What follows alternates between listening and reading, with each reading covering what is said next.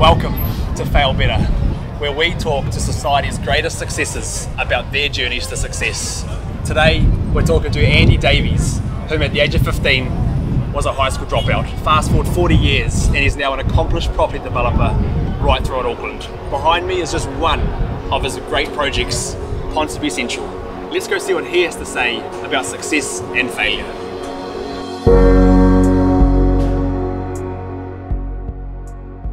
So today we have Andy Davies with us. So yeah, let's start at the beginning. So let's go back to the beginning. Where did you grow up? Originally born in Nottingham. Moved to New Zealand when I was 7. Stayed in New Zealand until I was about 17, then went back to London and came back when I was 22, something like that. But primary school was all in Kohimarama. Yeah. And high school was Pakuranga. Yeah. For a little while. Oh, cool. So you've had a bit of exposure to the world, like at that age. Yeah. Yeah. Yeah. Yeah. I went back to London at 17. So yeah. Yeah. Cool. I was reading in the paper that school wasn't for you.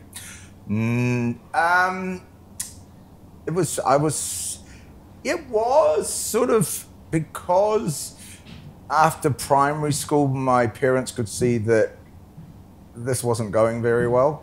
So they thought, well, okay, so they scrimped and they sent me to a private school.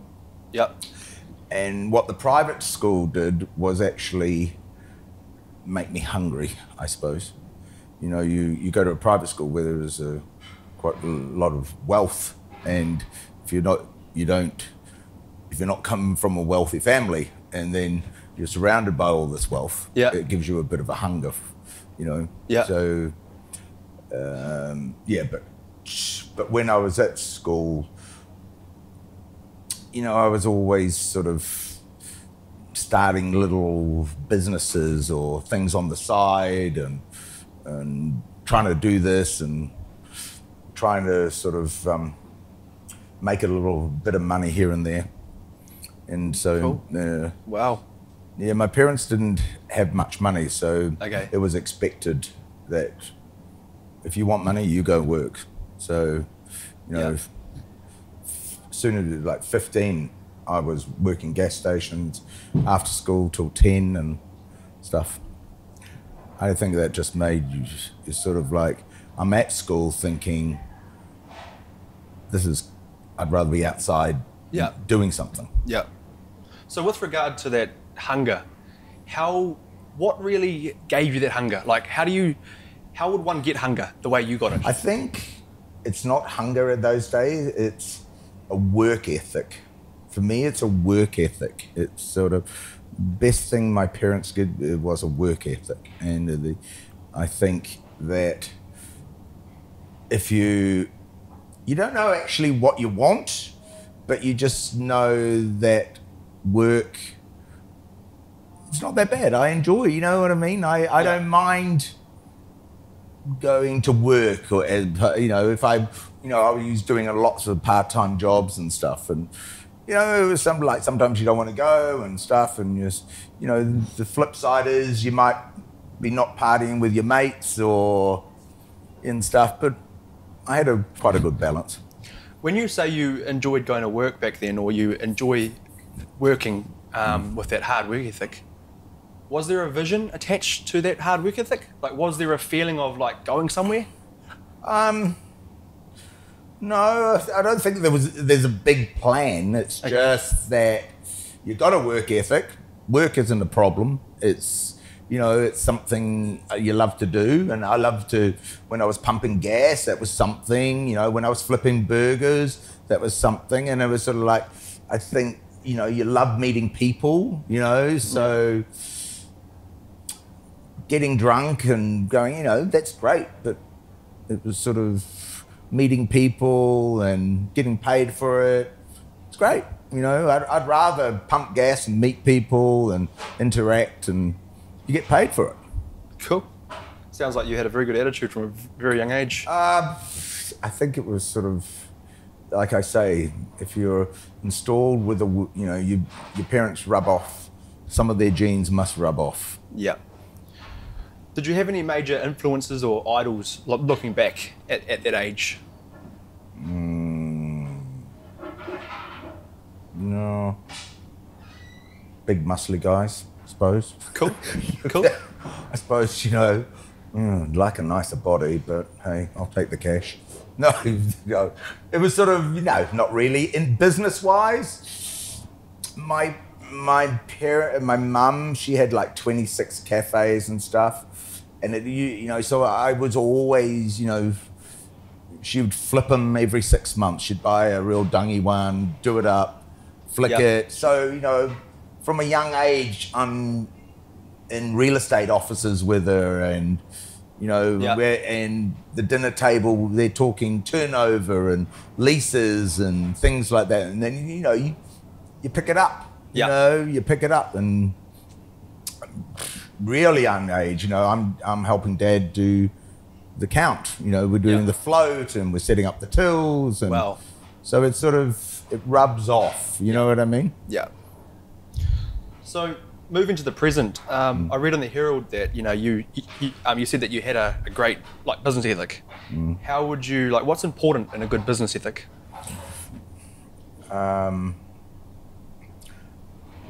Now is a plan, a strategy. You find what works for you, which was,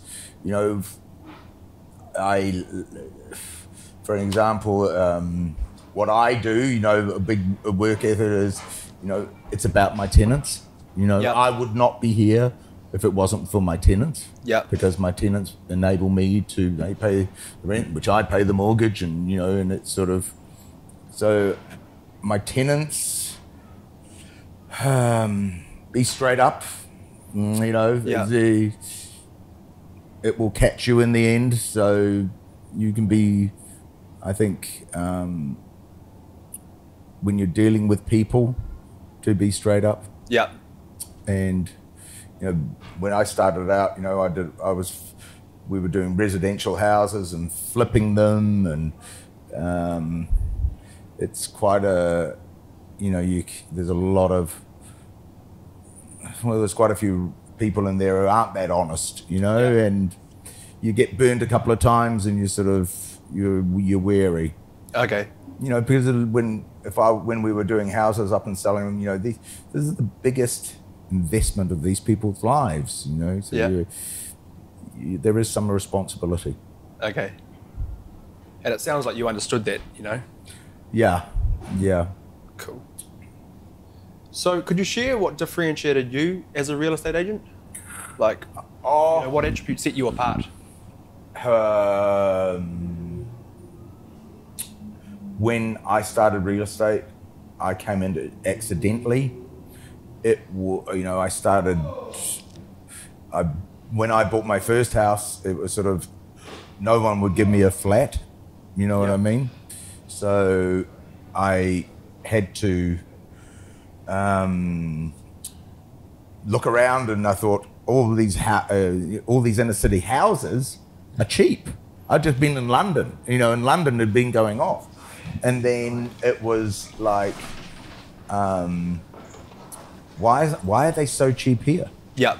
And it was sort of like, well, nobody will let me rent anything because I've got no history, you know what I mean? So it was sort of like, this house is cheap, Yeah.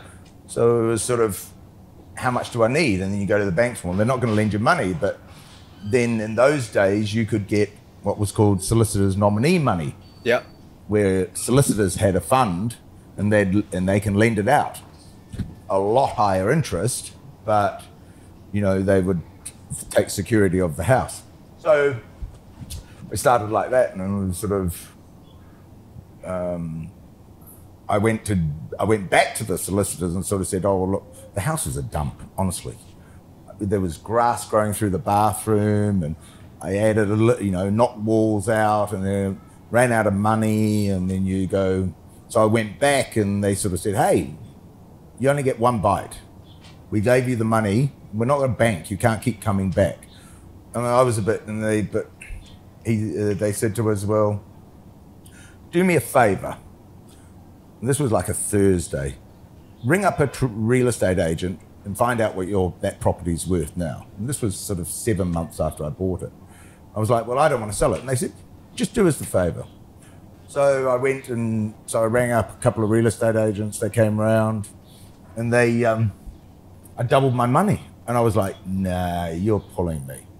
And they go, no, we could get that. That was Thursday. By Monday, it had sold for double what I paid for it. Wow. My investment. And that's in the 80s. Yeah. There was the light, and it's like a light goes on. You go, whoa. I've been flipping burgers. At the time I started this company called, we'd have the Busy Bees and we'd do commercial cleaning, you know, so I'd start work at 5 and then finish at sort of 7. Yeah. And I was like, oh my God, that's easy. Not only did I get a roof over my head, and then it was sort of like, so then it was like, okay, I've got this equity now. I went in with $2,500. I've now got nearly $20,000. Wow. So it was like, you know, I'm 22 years old. Yeah. And it was like, whoa. It was like, okay, let me at it. I want it. So I said, $10,000 each. I'm thinking, right, I can do 2 houses, $10,000 deposit each. Yeah. And then we get some things. And then it was sort of like, so my solicitors I was using at the time, they were really good. And they sort of said, well, that's a great idea, but we're not going to lend you all of it. Yeah. You know, we're sort of, you need to be with a bank, you know, you need to go. So you have to build relationships up with the bank and stuff. So I bought a house and 2 flats in Grey Lynn, and then I bought another dungy place over in Westmere, and you know, so the house and flats, that was paying for itself. So the other one, I was cleaning it, and so you did all the work yourself. You were just in there, hopeless, getting absolutely. I can't nail. Honestly, my boys now, when we start a project, it's like, Andy, don't try and do anything, because it costs them more money, they reckon, to try and fix if I ever lift up a hammer or something like that. And you know what? I've learned. I'm no good.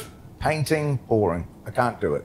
So it's like, I factor in that I have to pay somebody to do this. So even way back then, I couldn't be, you know, I'd love to design it and I'd love to get involved in it, but actually manually do it, I can't do it. So it sounds like you know your strong points. You know what you're good at. Yeah. And you're damn good at it. No, it's like, I love the deal. Yeah. I love doing the deal. You know, I love the art of the deal. Yeah. And I have a thing. I could put contracts, agents say, I'll give you an offer on virtually anything, right? I'll give you an offer. You might not like my offer, but I'll give you an offer. If an agent rings me, I'm like the phone call of the last resort. I'm you know, it's sort of, okay, if you're ringing me, then I'll come in. And it's sort of, if you're ringing me, then you must be desperate to sell something, you know, because I'll put 20 offers in, and I'm lucky if I get one that's accepted. But you put in 20 offers that are. I will put in 20 of the 20 offers. One might get accepted. So it's a numbers game then. Well, yeah, sort of like, that's what I used to. Now it's more. I don't do that. But I used to do that. You know what I mean? Because if it's worth 200, and I spend 50 grand doing it up. So it owes me 250. A little bit for agents, say 10 for agents, right? You'd like to think that you're going to get out of bed. You know what I mean? For 10%, you need a 10% return on your money, or So I'm not happy without a margin in there. So if it's worth 200, I want to buy it for 150. Even, you know, but I'll give you cash, where somebody might be conditional or something. I'll say, fine, I'll settle in 2 weeks. and I'll give you 150. And you know, most agents, they go, oh, you can't do it, or whatever. And you say, look, you rang me. If you want, I will give you an offer. But I need to, you know, I need a margin in there. Because otherwise, I'm different from, no. I hate to sell. When you start off, you have to sell. You have to build your equity. You have to keep turning them over. Yeah. But I hate to sell. It's just because I will never buy it. I'm talking about commercial property now. Yeah. You know? Okay. I never go into a deal having to think about the exit. You know? Okay. We go in, we add value, and it's about the tenants, the lease term and stuff like that. Okay. What's important to you when you acquire a new property, Andy? Well, price. Yeah. So our deal, below the value. whether you spend $100,000 or $1 million renovating, it's the purchase price that makes the deal. Because if you get that wrong in the beginning, the whole deal will go south. You know, if you pay too much, you're already behind the eight ball. So then, how do you get properties down way below their value? Like, you know, as you've said. Okay, because it's vendor's position, or it's the market.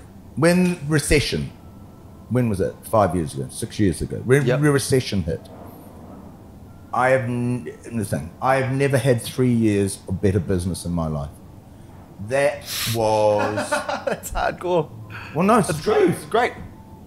Hey, developers were dropping like flies. But I've got cash flow. Okay. And cash is king. So, you know, when you've got banks ringing me direct saying, go and have a look at this, we need it off our books. And banks need, you know, they're carrying a lot of bad debt. Yeah. And they just want it written off. They just want to get it off their book. Yeah. So I had a field day. But the problem is I ended up with a lot of property, but no tenants. So we end up becoming owner-occupiers. So that's how I've got a company called Unistay. Yeah. That's how Unistay started, because I was buying up these old boarding houses, and it was like, what am I going to do with them? You know, like, we don't run boarding houses. Yeah. So then we were sort of like, okay, well, I've got them. So I got the one in Point Chev, and then I bought the convent in St. Mary's Bay, and it was like, and it's great. It's a great brand, and we're building the brand. We're doing another Unistay tower in CBD. Yeah. And they were but it was honestly, the recession for me and my company was very good for us. If for the people who are starting out, if they were to adopt your mindset, which they couldn't because, you know, it's been created over, 40 years.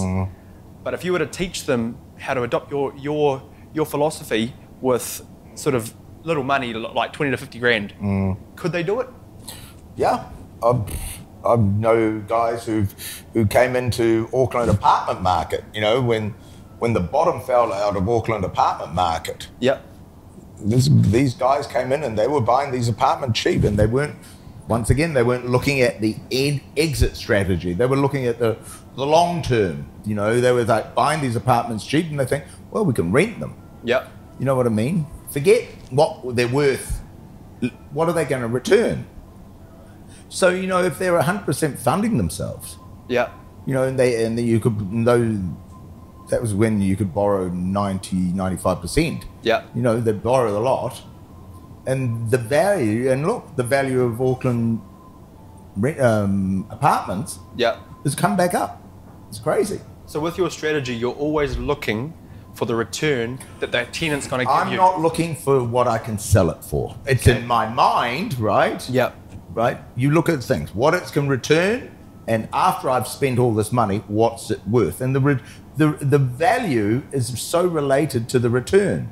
You know what I mean? Yep. Because the ongoing return. Yeah, because if you're buying something and it's only showing you a 4% return, yeah, you better be in a really good position. You better be in a really good position, and there better be something coming up, because if you're borrowing your money at 6 or 7%, Yeah. you better have a really good deposit, otherwise you're going to be, it's negative geared. Yeah. Cool. So if there were like certain mindsets that a good property investor must have, what would those mindsets be?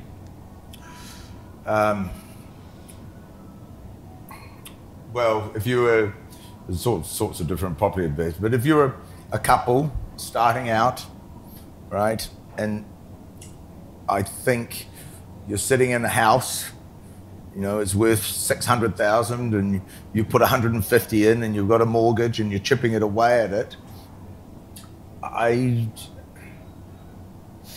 then you've got equity locked in that house, right? And it's sort of like unlock with the equity. And not everyone will be a property developer, but you know, real estate is like a little industry in New Zealand. You know, people get into buying and selling and everything like that. And I think you should unlock your equity, you know, don't be fools, get a history. If you live in an area, get to know that area, you know, and let your rent cover your mortgage, and keep going. And I say to young couples and stuff, you know, I do a bit of mentoring. If you want to do this, then every 6 months, every year, change it, you know, change it. Everyone is sort of change the property. Move, either change it until you get to the stage where you can take a chunk of the equity aside and buy something, and you're going to say, right, this is going to be a long-term hold. Yeah. You know what I mean? This is, we're going to put X amount in. Yeah. It's going to cover itself. Yeah. Put a few thousand in the deposit, so in case your tenant moves or you know, something happens, so you've got a bit of a buffer. Yeah. And that's it. Put it aside. That is for a rainy day. Maybe even put that on a long-term P&I loan or something, so you can, and then you've got the other one. Yeah. Keep going. Flip them. Add value. Flip them. Whether it's just doing the lawns or giving it a coat of paint, you know. Add value somewhere. Yeah. Add value. Money can be an emotional topic for some. From an emotional context, could you share the relationship that you have with money? Like, how do you view money? Enabler. I think if you think of the money, if you go in thinking, yeah, I'm going to make $100,000 or something like that, or, you know what I mean? I don't think money is a really good way of keeping score. Interesting. You know what I mean? I don't really think it enables, you know, I have to deal with banks and everything, and money is, you know, without, but I think it's like work, you know. If you think, oh my God, it's Monday, I have to go to work, you know. Sometimes I'm on Sunday and I think, oh, pity, I wouldn't mind going to work. Yeah. Just because interact with the staff and, you know, and it's sort of, and if money enables you to security, you know what I mean? Security. So then what is a wealth mentality? How would you describe a wealth mentality? Oh, a wealth mentality. I don't think, I think if you're sitting at home counting your money, you know, crikey, I don't even do that. I'm thinking about something with a project we're starting or something like that, and then you think, oh, okay, how much money is this going to cost? You know, that sort of thing. Money is there to how much it's going to cost and whether we're going to keep in budget or, you know, or trying to keep myself with a lid on it. It enables me to have a nice lifestyle and, you know, have a nice trips and stuff like that. But it's not, I think you become, you know, if you want to get turned on by looking at your bank statement, it's sad, don't you think? So you're saying like, if you had 8 hours in the day that you were going to put into your passions, how much of that time is focused towards adding value to your tenants' lives? Does that okay? So that what you're talking about is maintenance, right? After we've got a building and we've added it up and the tenants are in. Like, where does your focus go on a daily basis? Okay. If we're working on a project at the moment, I'm focused on getting a resource consent and working with town planners and architects and things like that. So on that, and then the maintenance of the day-to-day maintenance of the buildings and dealing with the tenants. Yeah. The guys in the office, they do all that sort of thing. But, I bump into tenants all the time, and it makes me, if the tenant is not making money, they're not going to stay. No one's going to come and unlock their door every day to lose money. You know what I mean? So the relationship between me and my tenants is very important. Okay. I want to know, if a tenant is struggling or something, I want to know. I don't want to wait until their rent check bounces or something. When recession hit, there was a lot of things we had to readjust. It was like the tenant goes, hey, businesses come down by 30%. Yeah. Can you help? And he was like, you know what? Yeah, we'll help. Okay. Because they've been a good tenant, They can't, there's factors beyond their control. I would rather, a tenant going under is terrible. It's just terrible. So you really have like an ability to know how to look out for tenants? Like, you have a soft spot in a way? Yeah, because I know tenants work hard too, They work hard, and they've got, especially at Ponsonby Central, we've got 30 tenants, all passionate about food and everything like that. And, and I just love, because they all got passionate about my project. Wow. They did. They all got passionate about it, and, and it's great. Do you derive a sense of joy from knowing that you're providing for shelter? I got a lot of the tenants here. A lot of my tenants, they sort of startups, like fashion designers and things like that. And then you see them, some of my tenants were living in a caravan. And now you see that they're buying a house, and they couldn't budget for kids, and now they're having kids, and they've got their passion has now converted to a really successful business. And you love that, seeing people do it. I think it's fantastic. That's so cool. I think it's fantastic. You know what I mean? Yeah. Do you think that's maybe also why you've done so well, having a love for watching people succeed? I think it's also watching my parents, and they've had 26 cafes and stuff, and I just remember them when they had to pay their rent, and they were, rent once a month, and when they were struggling and there was stuff, and it was like, it was pretty horrible. And when they were trying to skimp and save to get the rent paid, and it's sort of, I remember those days, and it's sort of like,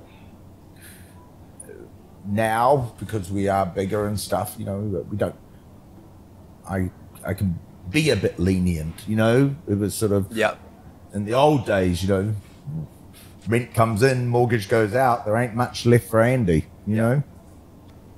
Subconsciously, do you think that your love for your tenants has really driven you? Like, your focus has gone on providing for tenants? Oh, I think, the background? Yeah, if you can relate to your tenants and and the hours they put in, and a lot of the property owners is retail and stuff. Yeah, and it's sort of people work hard. Yeah, and I'm sure they don't wake up and go, I don't want to pay my landlord. Yeah. I'm sure, but they've got kids and they've got stuff like that. So it's all part of life. Okay. Why do you do what you do, Andy? Oh, why do you get up in the morning? I'm a little bit past it to be a porno star.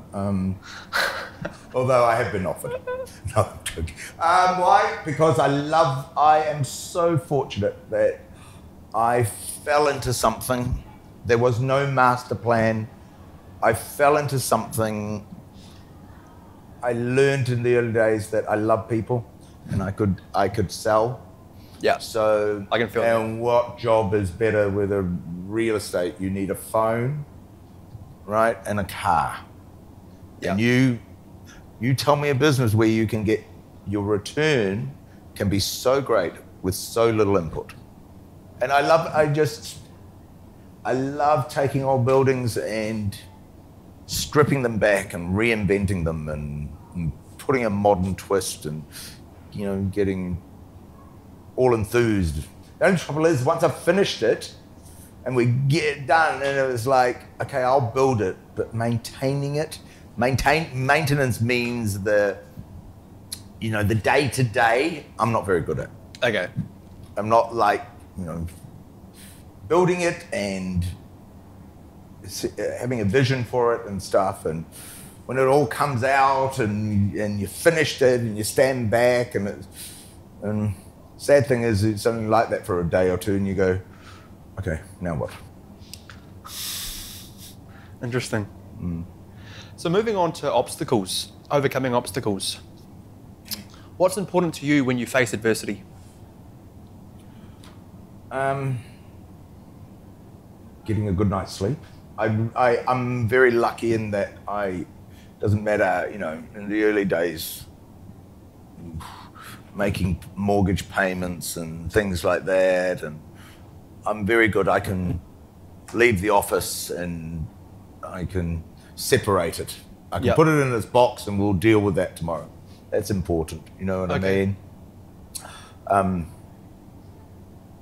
So you don't a belief in yourself, you know? Yeah. At the end of the day, I have this thing, if we lose everything, if something happens, I know that I'll have a roof over my head and I'll have $5 in my back pocket. Okay. And sometimes, you know, when it's sort of, I had the real estate company and some of the agents who were working for me, they go, oh my God, let's go back to those days where, you know, you're starting off and you're starting it and it's exciting. Yeah. It's really exciting. Making it, I think, is a lot more fun than maintaining it. Fascinating. So that hunger for... Yeah, you know, when no, you sort of... I'm not saying everything's hunky-dory, but when you're starting off, you're really just thinking, right, I've got to make this work. Yeah. You know, I've got to make this work. And I find that exciting. I think starting something new and going, is this going to work? And you just, you know what I mean? You sort of like when we started uni stay, and I was thinking, is this going to work? And you think, hey, what can happen? Yeah. Let's put it out there. You know that thing, build it and they will come. Okay. If I pay the right price for it, and below value. And that thing, we can do it. Cool. Were there times when you told yourself you weren't good enough to become the person you are today? No. I don't even think I've asked that question. No. I think you pinch yourself. I pinch myself sometimes and I think I'm really lucky. You know, it's like, when did that happen? You know what I mean? When did that happen? You know, when did I sometimes, I've been watching this program that's on it's called $1 Million Listing, and it's about real estate agents in New York.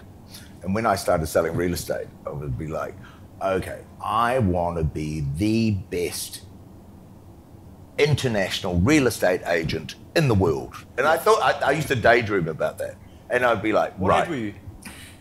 23, 24, you know, and when I started real estate and I met all these great people, and my first month I sold 5 houses, and at the end of it, my manager gave me a check for 16 grand, and I was like, you're kidding me.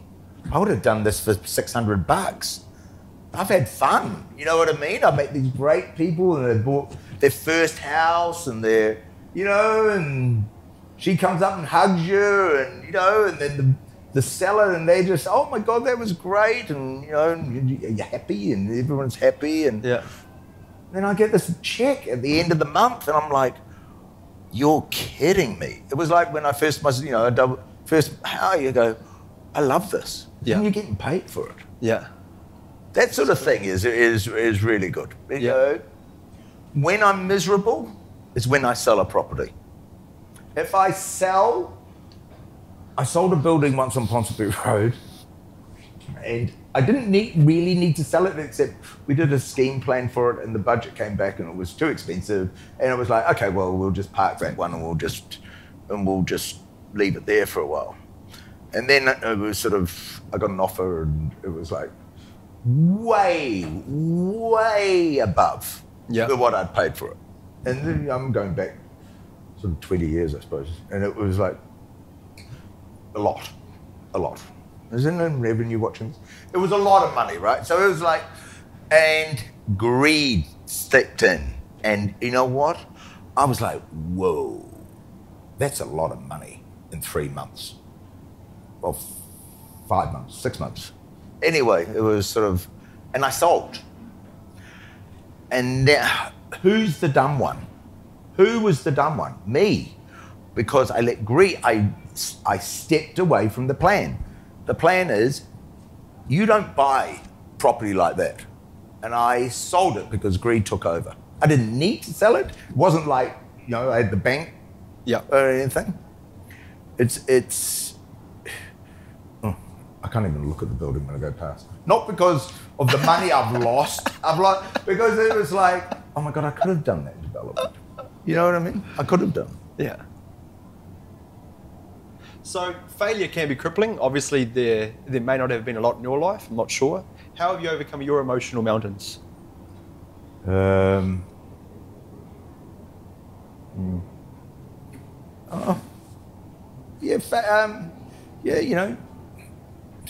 If you don't have some failures, you're not really pushing it. Yeah. I've lost money in things. You just shake it off, and if you learn something through it, I suppose it's like a midlife crisis. I was like 37, and I was thinking, you know what?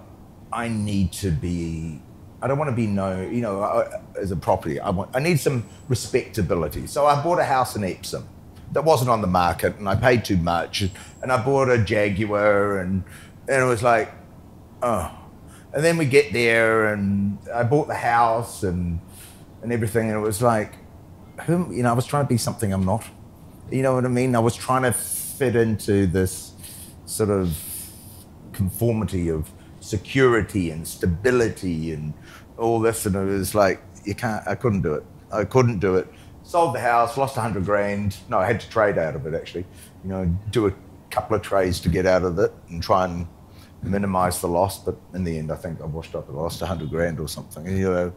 Right, never do that again. I've learned from that one. Why do you think people get stuck in that role of having to fit in with culture, security, and why do people get stuck in that? Oh, conformity. It's better to be part of the crowd than...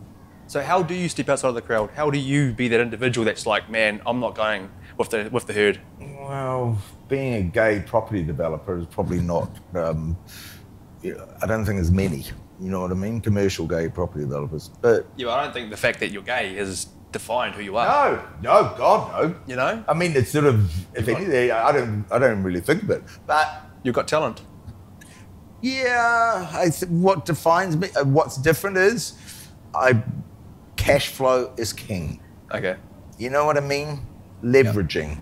Yeah. Leveraging your asset is, unless something happens, your asset is just going to take care of itself. You take care of your tenant, you take care of your building, and it will take care of itself. Yeah. How would you define your attitude for life? Like, I feel a lot of enthusiasm from you and a lot of life. How do you define that? Like, where does that come from? Not everyone has that. Yeah, I don't know. I don't think about... I like party still. Yeah. I like, you know what I mean? I love meeting people. I love traveling. I don't know. Maybe it was ADHD. That could be it. Maybe it started off with that. Maybe it was a gift. Yeah, exactly. Watch him go. Yeah, what a gift. I don't know. I just, like I said, I'm very fortunate. I fell into this. There was no master plan. You know, when I got kicked out of school, it's like, I'm going to show you or anything. You know. Yeah. I went back to London, became a party boy, and. Yeah. But you just, I think going to a private school when you don't have any money, it goes, whoa. So was it like going under that private school, was it like you saw standards in life where people had reached a standard and they're like, this is what I'm going to live for, this is my standard of living, and were you like, I want to be a part of that? No, because I saw what the freedom, you know, it's sort of like school holidays, for example, would come round. Yeah. And as soon as school, you know, school holidays for 2 weeks. Yeah. I know, 4 o'clock Friday, I've got to be at one of my mum's shops. I'm working. The others are all talking about going off to Fiji and things like that. And I'm thinking, why can't we go to Fiji for a holiday? Yeah. You know, I'm going to be starting work at 4:30 and I'm not going to be finishing till 11. And so it gives you a taste.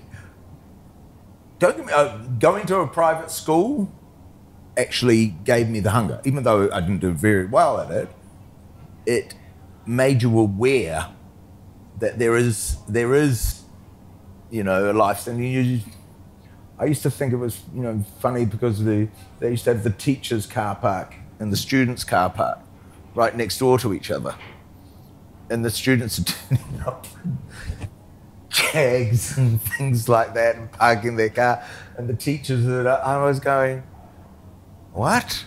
So the teachers have worse cars than the students. I'm thinking, that's freedom. That's, if you ask me what money, that's freedom. Freedom to do what? Go away and things like that. And we didn't, you know, money gives you freedom. You get choices with money. How do you grow that freedom? Like, you know, you're starting off from nothing. How do you first develop that inside yourself? I think you've got to, you know, it's like, I don't work well working for other people. I'm a plagiarist though. I can see something and I think, wow, that's a good idea. And I go, you know, but I don't, you just know that maybe it's a control issue or maybe it's a, you know, arrogance. You know, there's another, you think, I can do that. In fact, I can do that better than you. Well, you know what I mean? And so a bit of arrogance and stuff, and being a sponge, you know, I'm learning. And, you know, people say you learn every day, and I've been doing this for 40 years, and I'm still learning. Okay. I'm still learning about things and how it works, and, you know, you sort of, things are, like I said, that building I sold, you know, it's sort of, this is the thing. I once, in a trade deal, I owned an acre and a half on Waiheke Island, right above Oneitangi Beach. Yeah. I sort of got it in a trade deal. I thought, this is good, this is Waiheke, you know, it's coming up, and it's sort of, you know, it's close to Auckland and stuff. And then I thought, right, okay, let's build a house. And we'll just, so I took the architects over. And we having a look around and was thinking, they're going, wow, this is great, acre and a half. Anyway, they left and I was having a drink with some of the and anyway, I missed the ferry. Yep. Anyway, I ended up having to stay the night in Waiheke and stuff. Yep. And then anyway, I'm on the ferry and I'm going, I can't do this. I'm not going to be governed by a ferry. Yep. Flipped it, sold it, picked up 23,000 or something in those days, thinking, great, that was good. You know what I mean? Rang the architects up and say, look, sorry, no, I'm changing my mind. Da, da, da, da. Now, they split that property up. Yep. They sold it off. Yep. I think they got 5 or 6 sections. Shit. The sections now are like 2 mil or something. Yeah. I picked up $23,000 and I thought I was great. I'm not even talking a lot of money. This wasn't a lot of money to buy this land. Yeah. And it was sort of, if you ask me, you know, once again, if I'd have foreseen what was happening, Yeah. did I know that Waiheke was going to be the playground of rich Aucklanders? You know? No. Well, back then, I suppose it's hard to, isn't it? No, exactly. Yeah, exactly. But you get good property. Good property is good property anywhere. Yeah. You know, if you were to teach, like, it sounds like you've got a interesting self-image, you know, it's good. How does one grow a self-image and healthy esteem? Because that's a big issue, isn't it, I think, you know? yeah. Your parents telling you that you can do this, you know, I think that's Awesome. You know what I mean? My parents just do it. Just do it. You can do this. You know, when I started the first company, they go, you can do this. You know, for individuals who may not have had that, how could they? I think. How could they grow that? That sense. Whether it's not property, what are you good at? You know what I mean? What are you good at? Whether you might not be interested in property. You know, you might be a computer nerd. Yeah. You're right, and you say, okay, well, I like this. This is not like going to work. Yeah. If you love what you do, right, why should the word connotation work has, you know, it has bad connotations. But if you like making cupcakes, you know, the cupcakes, make the best cupcake, right? And if that's your passion, Yeah. then do it. You know, here in Ponsonby Central, we have so many people who are passionate about their food and you can see them when they're in their kitchens and they're, you know, you can just see it. I say, whatever it is, if it's property or whatever, just be passionate about it. And you know, but if you're not, I think you'll soon realise, you know. How do you stay certain that you can achieve your goal, even when the whole environment is just screaming at you, no, no, no, but you're passionate? How do you stay in that passionate place? I listen to people, you know, there's a lot smarter people who I employ. Yeah. And I listen to what they say. Yeah. And at the end of it, though, I have to make a call. Yeah. If somebody is sort of like, if we can't go that way, let's back it up. Let's try it that way. Just keep, you know, it's that belief in yourself. Belief. Yeah, but don't, you know, not fool's belief. Have some history, have knowledge. Have a body of knowledge. Yeah, you know, this is a process. Yeah. This is not, you know, people approaching sort of like, we want to be property developers and things like that. And I said, okay, fine. So how many, have you done anything? No, but we like it. So, and I was going, okay, so what makes you think? Well, you know, you can make a lot of money. And I was like, you know what? Do you like it? Do you like houses? Do you like buildings? And it was sort of, you can just see it. Yeah. You know, so it's not for everybody. Because some people don't like risk. Yeah. You know, some people would be up all night. Is success paramount with risk? Like, is risk paramount for success? Oh, I think. Having an ability to just face risk? Yeah, there is risk. You know, there is times when you just go, oh my God, is this going to work? You know, it's sort of like, is this going to work? And you go, okay, you can do this. You've done it before. You can do this. You know, you haven't done it before, and you want to do it. Well, then because if you go from 0 to 300 miles an hour and you start trying to do a deal. Yeah. You know what I mean? Yeah. I have a thing. I never do a deal that puts the whole of the pork company into jeopardy. So you maybe deal with 10%? No, I do a deal and it was like worst case scenario. Yeah. We build this or we renovate this or whatever, and the people don't come. You know, is there a plan B? Okay. You know, if we can't, you know, sort of, if we can't find a tenant. Yeah. You know, and it's sort of, the higher the risk, the less I want to pay. Okay. Nice. That's about 50 minutes so far. So. Can we do 10 more minutes? Yeah, sure. Have we got enough time? Yeah, well, you'll want to cut it in about Edit it. 5 to 7 minutes. Okay, sweet. Yeah, I like Andy's option, edited. I'll go with that. Okay. Especially that bit with skin showing.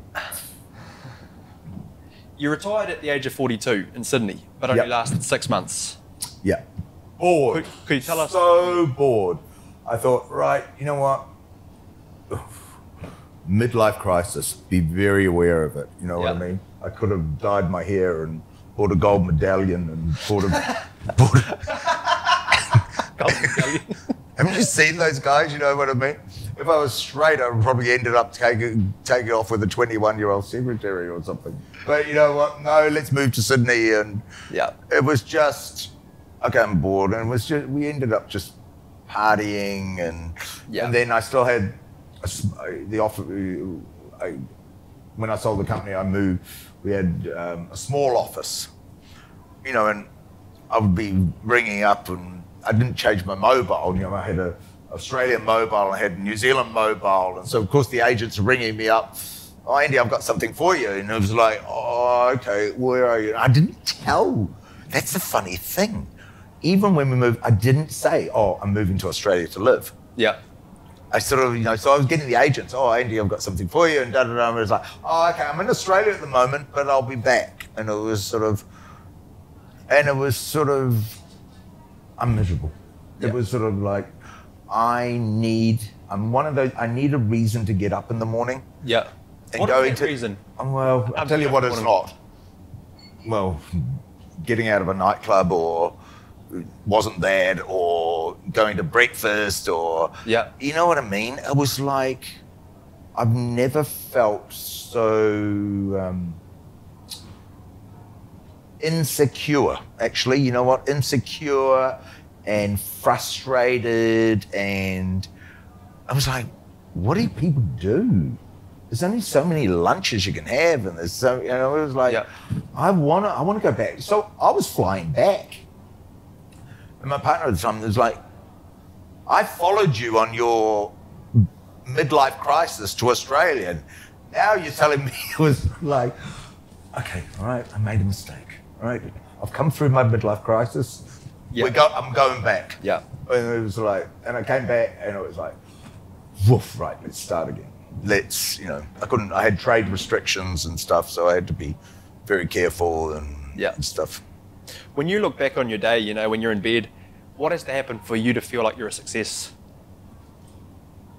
Oh, lots of things. Not it was sort of like, success, you know, Ponsonby Central, it's worked. You know, that's the thing.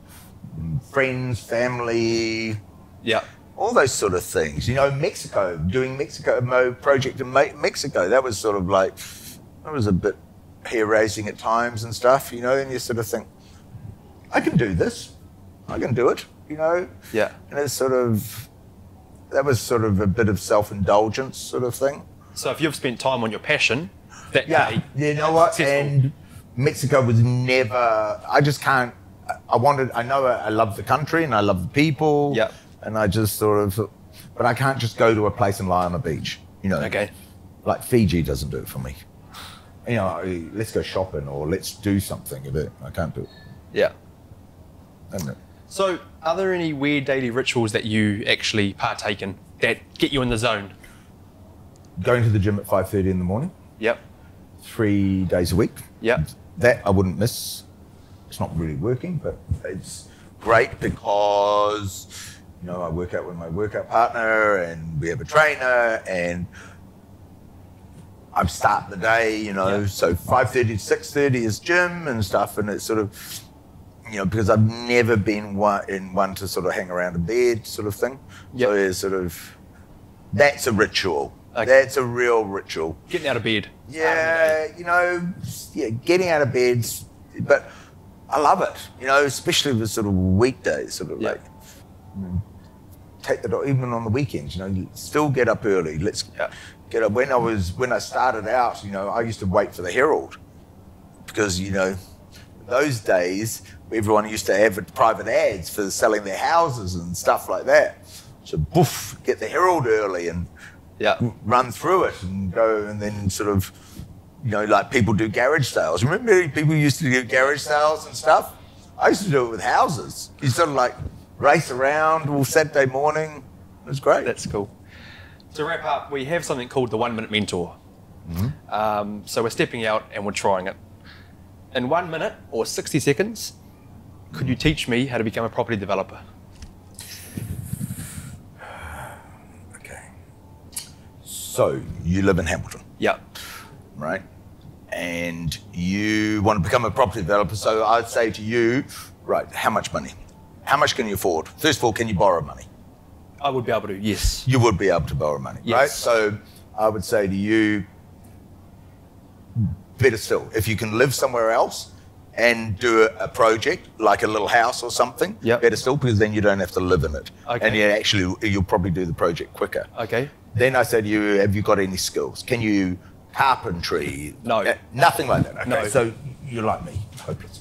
So what we need mates or something like that. So I will say to you, right, don't try and get to know all of Hamilton. Yep. Right? It's like trying to get to know the whole of Auckland property market. Yep. You know, I have a saying, but it is a thing. And, you know, to me, there's no life south of Epsom and no life north of the Harbour Bridge. Okay. Not because, you know, people think it's just, I can't keep control. In the commercial world, I can't really keep control Yep. of what I was thinking. And I say to you, okay, have you got a passion for this? And not about making money, but taking, I'd say, you've got 50 grand, and what's the average sale of a unit in Hamilton? 350 or something Yep, like that? yep. Right. Go and buy yourself a little brick and tile unit Okay. for 300,000, right? So you get it below market value. If it's worth, you've got to have a margin. Yep.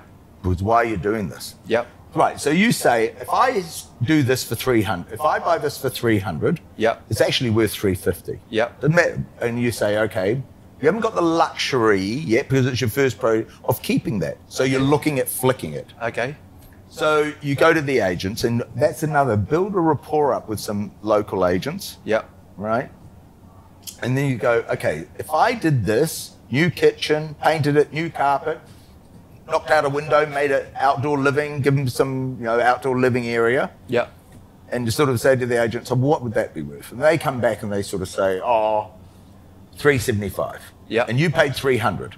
Yeah. And then you go, well, how much how much can I do this for? Yep. And I'm not talking about taking 2 years to do this. Yep. You want it done very quickly, you know. Okay. So you go, okay, well, I can do this for 40. So you paid 300.